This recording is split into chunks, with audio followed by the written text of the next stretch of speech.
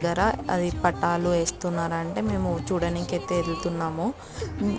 మేమైతే JBS bus stop నుంచి అయితే బస్ ఎక్కి స్టార్ట్ అయ్యామన్నమాట. ఏడుపాయలు ఖమ్మం దగ్గర వరకు బస్సు దిగేసి అక్కడ నుంచి షేర్ ఆటోస్ పట్టుకొని టెంపుల్ దగ్గరికి అయితే వెళ్ళామన్నమాట.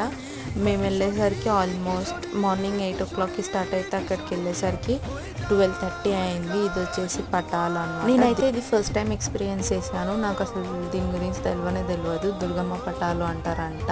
ఫస్ట్ టైం అయితే నేను చూసిన అన్నమాట దీన్ని ఎట్లా వేస్తారు ఏంటిది అని.